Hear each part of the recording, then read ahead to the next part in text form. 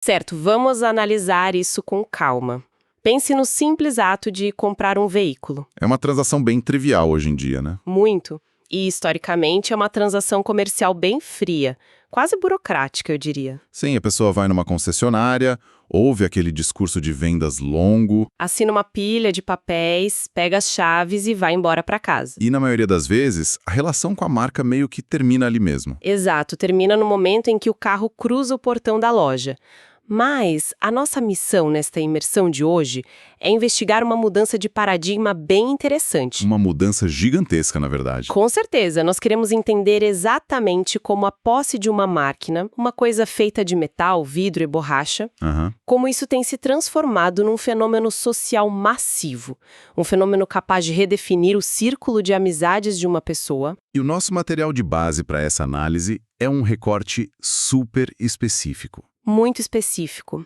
É um vídeo do canal do YouTube Gente Feliz. Que documenta ali os preparativos e os bastidores do 6º Encontro Nacional de Proprietários de Veículos da marca GWM no Brasil. E antes da gente avançar, acho que vale um pequeno parêntese para quem acompanha a nossa análise e talvez não olhe o mercado automotivo tão de perto. É uma boa contextualizar. A GWM, ou Great Wall Motors, é uma montadora chinesa gigante. Eles entraram com muita força no mercado recentemente. Focando muito pesadamente em SUVs e picapes com tecnologia híbrida. Exatamente. E o que o criador de conteúdo do vídeo relata ali não é só uma reunião de fim de semana, é tipo um ecossistema inteiro ganhando vida. E o que a gente vai fazer aqui hoje é decupar os horários, as surpresas logísticas Sim, e principalmente a psicologia profunda por trás desse nível de engajamento todo. porque olhando os detalhes desse encontro, fica muito evidente que o foco está bem longe de ser só motor, cavalo de potência e design de lataria. Muito longe. Estamos olhando, na verdade, para a formação de uma comunidade altamente estruturada. E analisar a anatomia de um evento como este dá pistas valiosas sobre o futuro do comportamento do consumidor de forma geral. Com certeza. As marcas que estão realmente prosperando na atualidade não são aquelas que apenas vendem um bom produto, Não mais. mas sim aquelas que facilitam conexões humanas reais a partir desse produto. E o que me chamou a atenção logo de cara, observando a organização do evento, é que não estamos falando de um grupo homogêneo, sabe? Um grupo genérico de donos de carro. Isso. Existem várias subculturas ali. Verdadeiras tribos muito bem definidas dentro desse universo. Um material menciona grupos bem específicos. Sim, tem os Avalheiros Brasil, que são focados no SUV híbrido Raval. Tem os tanqueiros também. Os tanqueiros são ótimos, que são os donos do Tanque 300, aquele veículo 4x4, bem robusto, quadradão. E tem os elétricos. Os Ora Amigos, que dirigem o Ora, o modelo 100% elétrico e mais urbano da marca, Além dos Power Amigos. que são os donos das picapes Power. E ainda citam os Razers. É fascinante ver como cada modelo de carro acaba gerando a própria guilda, uma espécie de irmandade particular. E cria uma identidade muito forte. Cria sim. Mas eu confesso que, inicialmente, eu imaginei que seria aquele estereótipo clássico de encontro automotivo, sabe? Um bando de gente num pátio de asfalto quente. Isso, com os capôs abertos, comparando o brilho da pintura. Ou competindo para ver quem tem o som mais alto no porta-malas. Exatamente isso que eu pensei. É um preconceito bem comum quando a gente pensa em clube de carro. Mas o evento documentado quebra totalmente essa expectativa. Totalmente. O foco que eles relatam não são os carros em si, são as famílias. São pessoas de absolutamente todas as idades. Com uma presença muito forte de um público mais velho, inclusive, que de repente descobriu que tem os mesmos ritmos, os mesmos interesses. E o vínculo criado nesses encontros parece ser tão poderoso que ultrapassa a barreira do evento casual. Nossa, vai muito além. Pessoas que se conhecem nesses fins de semana começam a planejar partes significativas da vida juntas. O material cita casos impressionantes. Sim, de proprietários do Tanque 300 que se conheceram num encontro desses e, a partir dali, decidiram organizar expedições monumentais juntos. Planejando cruzar fronteiras da América Latina. Até lugares extremos, como o deserto de Chihuahua, no México, e o Atacama. Pensa na profundidade disso. É bizarro. A pessoa compra um carro e alguns meses depois está cruzando um deserto em outro país com alguém que era um completo estranho até pouco tempo atrás. Se ligarmos isso ao panorama geral da sociologia moderna, aplicado aos clubes de marcas, O que a gente vê? a gente observa um estudo de caso muito refinado. No passado, o consumo era predominantemente uma atividade isolada. Focada só na utilidade do objeto. Isso. Mas hoje, existe um desejo social latente e gigantesco por pertencimento. Todo mundo quer fazer parte de algo. Exato. Quando grupos se reúnem sob a bandeira de uma marca que está ganhando tração, isso deixa de ser um consumo passivo. Passa a ser a construção de uma identidade tribal. A pessoa deixa de se ver apenas como um motorista comum. Ela adota o rótulo de tanqueiro ou de amigo. E esse senso de pertencimento preenche lacunas sociais reais. E isso explica uma dinâmica vital do mercado moderno. Porque em vez de usar termos técnicos e supercorporativos como retenção de clientes a longo prazo, A gente pode traduzir isso para algo muito mais humano. sim, abandonar marca GWM, nesse caso, significaria ter que sair do grupo de WhatsApp dos amigos do fim de semana. O custo emocional de comprar um carro da concorrência se torna alto demais. Porque a pessoa simplesmente perderia a tribo dela. A lealdade não é a máquina, é a comunidade que aquela máquina destrancou. E a forma como essa comunidade nutrida não acontece por acaso. Não é mesmo. Exige uma curadoria de experiências quase militar na organização, mas que é extremamente acolhedora na execução. Vamos mergulhar no cronograma que foi detalhado para esse sexto encontro. Vamos, porque a anatomia desse fim de semana revela muita coisa sobre como construir essa lealdade. Tudo tem início numa sexta-feira, dia 13. O quartel-general escolhido é o Hotel Sorte Dourado. Na cidade de Atibaia, no interior de São Paulo. E tem um detalhe muito curioso e cheio de orgulho local que eles destacam no vídeo. Sobre o ar da cidade, né? Isso, Atibaia é conhecida por ter supostamente o melhor ar para respirar do Brasil. Pode parecer um detalhe menor. Mas não é. Isso já altera o estado de espírito de quem chega lá. As famílias saem daquele trânsito caótico, do estresse da cidade grande, com a promessa de respirar o melhor ar do país. E o primeiro compromisso oficial nem envolve dar a partida em nenhum motor. Às 16 horas, o grupo sai a pé do hotel para uma caminhada rumo à famosa Pedra Grande. Liderados por um guia local. O Gert, que conhece a região profundamente. O objetivo é super simples: chegar lá em cima, ter uma vista panorâmica da cidade, tirar fotos e conversar. E a única regra é a pontualidade. Porque os portões de acesso fecham rigorosamente às 17 horas. Sabe, a escolha de começar o encontro nacional de uma montadora de carros com uma caminhada a pé na natureza é estrategicamente genial. Funciona como quebra-gelo perfeito, né? Totalmente. Quando as pessoas chegam de viagem, elas estão tensas, cansadas, focadas em fazer o check-in, acomodar a família no quarto. Colocar essa galera toda para caminhar junta numa trilha meio que desarma as defesas. E o mais importante, nivela todo mundo. Como assim? Não importa quem financiou o modelo de entrada em 72 vezes ou quem comprou a versão top de linha à vista. Ah, verdade. Na terra batida da trilha da Pedra Grande, todos são apenas pessoas suando um pouco e compartilhando uma vista bonita. Eles estão ativamente tirando o foco do status individual que o carro poderia trazer E transferindo a energia para a experiência coletiva. Isso prepara o terreno emocional para o que vai acontecer no sábado. que é considerado o ápice do encontro. Aqui é que a coisa fica realmente interessante. Porque o sábado, dia 14, é o coração do evento. O dia começa intenso. Sim, depois do café da manhã, todo mundo se reúne às 10 horas em ponto com os veículos.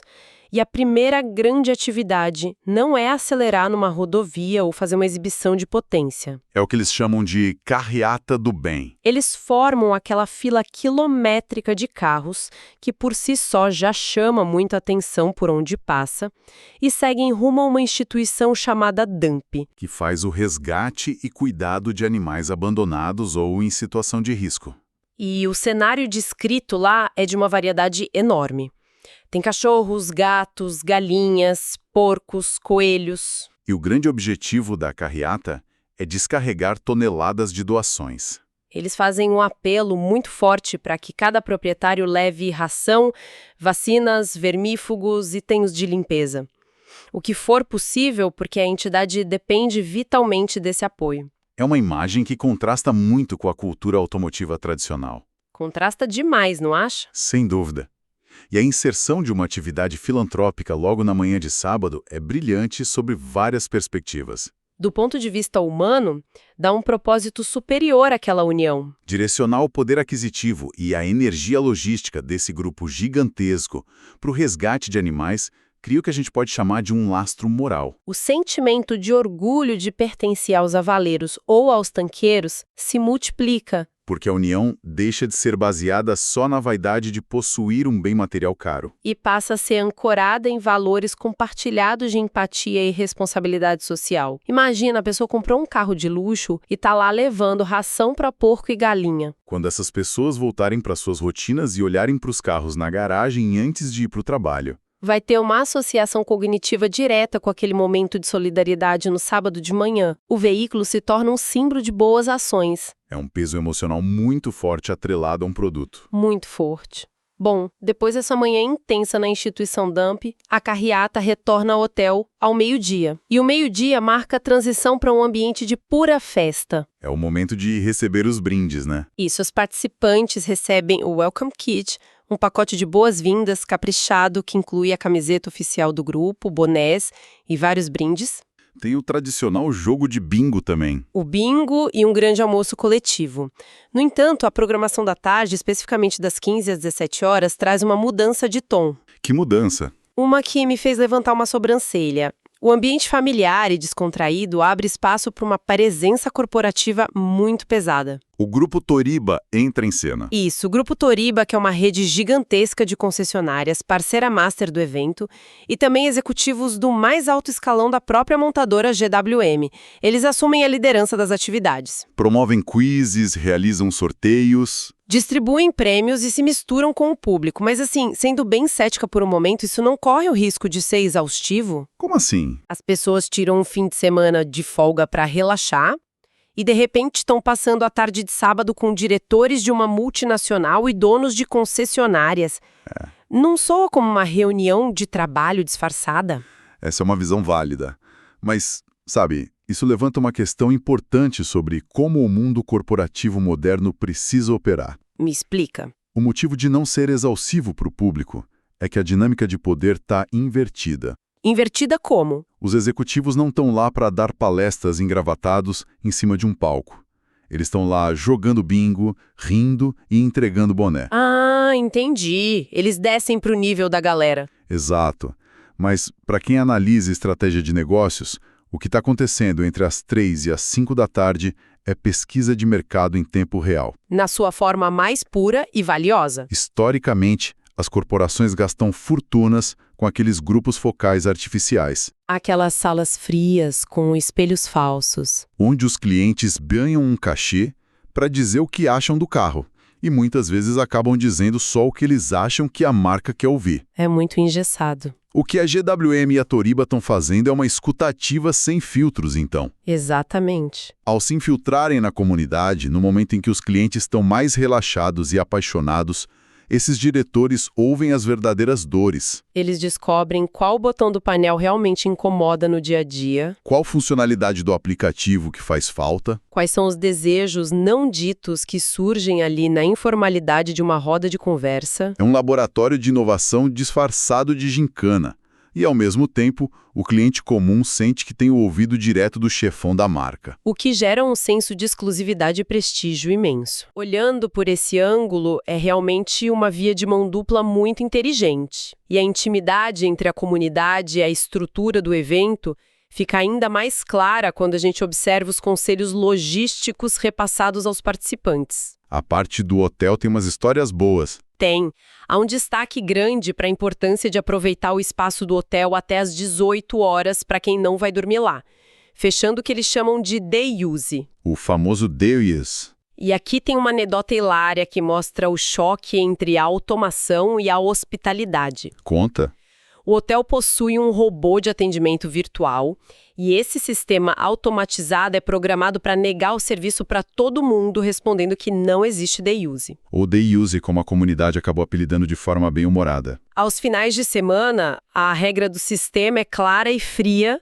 Fim de semana, só hospedagem completa. Mas a comunidade já mapeou a falha no sistema. O tal do jeitinho, né? O conselho que circula entre eles no vídeo é ignorar completamente o robô de inteligência artificial. A tática é ligar diretamente no hotel e pedir para falar com a Mayra ou com a Karen da equipe de reservas. Pular o robô e ir direto pro humano. Como o volume de negócios que o grupo leva é colossal, as regras mudam e, magicamente, o Deus é liberado para os membros. Ora, essa anedota do robô contra a Mayra e a Karen é uma metáfora perfeita para o próprio evento. Por que você acha isso? O robô aplica o padrão engessado, a eficiência sem contexto, mas é o relacionamento humano de longo prazo que cria a flexibilidade e a exceção. Faz todo sentido. A inteligência artificial pode até gerenciar o fluxo de pessoas, mas o toque humano é o que resolve o problema e cria a fidelidade de verdade. Com certeza. Mas o conselho de ouro que circula ali não é apenas hackear o robô para passar a tarde. O grande apelo do pessoal é para que todo mundo realmente se hospede o fim de semana inteiro. Existe todo um clima de mistério sobre o que acontece depois que o sol se põe, né? Tem. A promessa é que quem fica hospedado, toma um banho e desce para as áreas comuns à noite, encontra uma nova rodada de surpresas. São atividades noturnas que nem são divulgadas no cronograma oficial. Com conversas mais longas, envolvendo o pessoal da concessionária e da montadora, num clima bem mais relax. E isso aciona um gatilho psicológico fortíssimo no nosso cérebro, conhecido como FOMO, o Fear of Missing Out, ou simplesmente o medo de ficar de fora. Ninguém quer ser o primeiro a ir embora da festa. A organização empacota tanto valor nas atividades diurnas que ir embora às 6 da tarde começa a parecer um baita desperdício. Manter esse público engajado no período noturno é fundamental, porque é num ambiente noturno com um clima mais ameno, talvez acompanhado de uma bebida e sem a correria da agenda oficial. É aí que os escudos caem de vez. É nesse ambiente descontraído, do bar, do hotel ou da fogueira que as amizades se solidificam. E é aí que surge a ideia de cruzar a fronteira para o Chile de carro. O vinho ajuda a fechar esses roteiros malucos. Com certeza. Mas vamos fazer uma transição de cenário agora. Bora. Porque a gente sai dessa estrutura quase corporativa e impecável do hotel e entra num aspecto de microeconomia que eu achei espetacular. O lance dos volantes. Isso. Em meio a toda essa mega estrutura de multinacionais, existe um personagem chamado Jair, da empresa Flex Volantes. Um prestador de serviços independente. Ele mesmo. Ele passa a sexta, o sábado e o domingo trabalhando arduamente no meio do evento, no estacionamento. O nicho dele é extremamente específico, ele engrossa e troca o revestimento dos volantes dos veículos da galera. Ele atende os donos dos modelos 23, 24 e 25. Trazendo os volantes pré-moldados no que ele mesmo chama de padrão meio China. É um estilo mais robusto que, aparentemente, é um sucesso absoluto entre os donos. O argumento de quem faz o serviço é que muda muito, a pegada do volante fica totalmente outra, e é tudo muito orgânico. Como eles agendam? Quem quiser o serviço do Jair, é só chamar no Instagram, mandar um WhatsApp e agendar um horário durante o próprio encontro. A existência desse cara ali no meio levanta muitas questões sobre personalização, não é? É o sinal mais claro de que estamos diante de um ecossistema maduro e super saudável. É. A presença de um artesão especializado como o Jair mostra que as marcas inteligentes não precisam controlar 100% da experiência. Elas criam o palco e a economia paralela prospera em cima dele. Exato.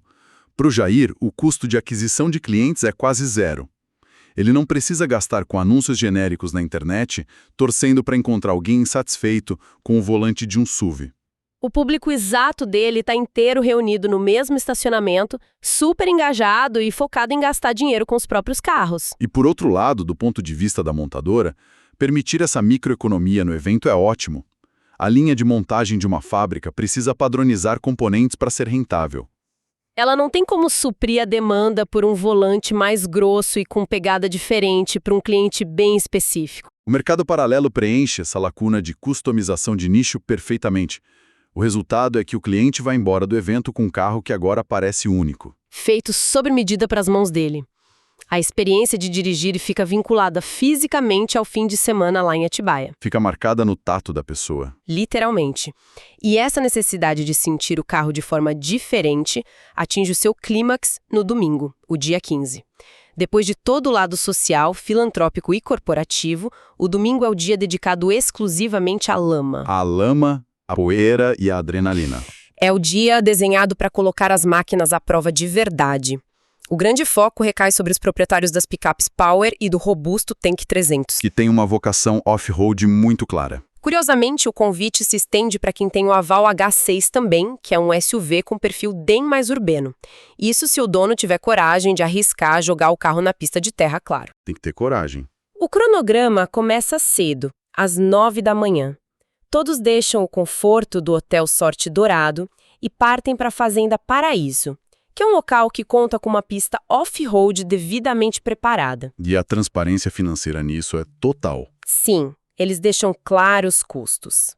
Colocar o carro na pista com orientação de um instrutor profissional custa na faixa de 400 e poucos reais. Para quem já tem experiência e quer se aventurar sozinho, a taxa de uso da pista cai para R$180. Como não poderia faltar, depois de gastar os pneus e sujar a pintura, amanhã culmina num tradicional e farto almoço mineiro na própria fazenda. E quem organiza essa parte nem é a montadora. Não, as inscrições precisam ser feitas diretamente no site da comunidade, o ravaleirosbrasil.com, ou falando direto com o guia Gert. Essa transição do ambiente imaculado do hotel para o barro da Fazenda Paraíso no domingo fecha o ciclo da experiência com muita inteligência. Uma quebra de expectativa de novo. Sim. Se a sexta-feira foi sobre conexão na natureza e o sábado sobre moralidade e negócios, o domingo é a hora da prova de conceito mecânica. É o momento de validar a compra de forma empírica. Por quê? Pensa na psicologia de quem compra um carro off-road de luxo. A maioria dessas pessoas rodam 95% do tempo no asfalto liso da cidade.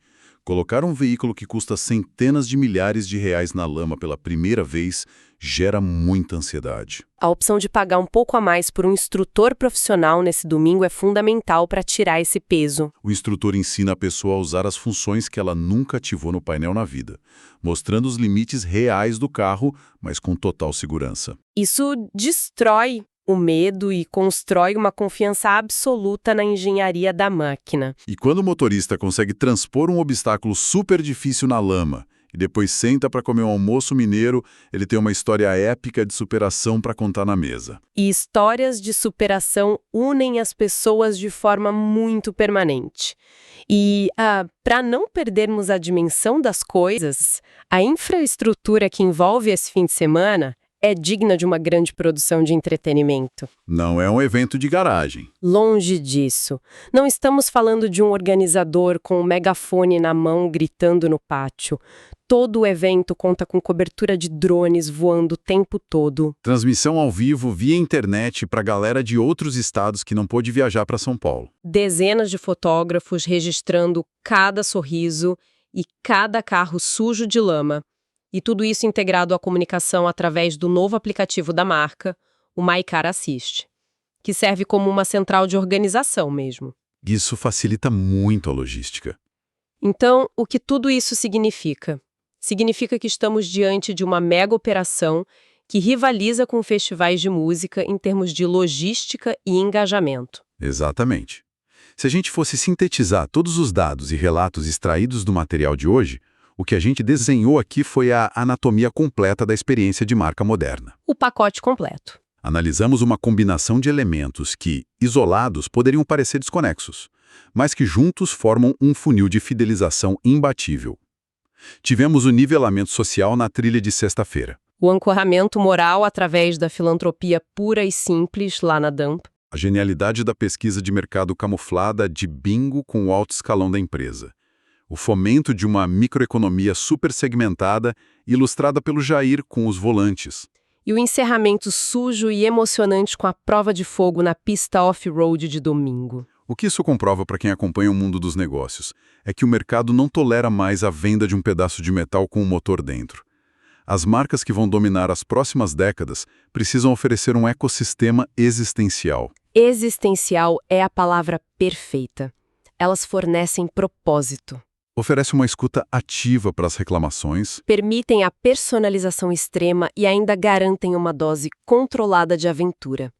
É impressionante ver como um canal de entusiastas no YouTube consegue nos dar um panorama tão rico sobre estratégia corporativa e conexão humana. Não dá para subestimar esse tipo de fonte. A paixão por um bem de consumo, quando é cultivada não como um fim em si mesma, mas como uma ponte para relacionamentos, pode atingir dimensões ilimitadas. E para encerrarmos a nossa análise de hoje, há um pensamento meio provocativo que a observação desse fenômeno inevitavelmente traz à tona para a nossa audiência refletir. Qual seria? Nós vimos claramente que indivíduos que se encontraram totalmente ao acaso, num fim de semana num hotel no interior paulista, acabaram alterando radicalmente as próprias vidas. É verdade. Eles começaram a planejar expedições conjuntas e super transformadoras, mudando rotas de férias, orçamentos familiares e, principalmente, mudando com quem eles escolhem passar o seu bem mais precioso, que é o tempo livre. Mudam o círculo social íntimo. Exato. Isso nos força a refletir sobre o horizonte de longo prazo. Se hoje o simples ato de comprar um modelo de veículo já possui força suficiente para redefinir de maneira tão drástica o grupo de amizades de alguém, Até que ponto isso pode chegar? pois é, até que ponto as grandes corporações do futuro deixarão de ser vistas apenas como fornecedoras de utilidades ou de ferramentas de transporte, para se assumirem abertamente como as grandes arquitetas e curadoras do nosso senso de comunidade e pertencimento na sociedade moderna. É uma mudança muito profunda. É uma transição de paradigma gigantesca que já começou, e talvez a gente ainda não tenha percebido o tamanho real dessa revolução.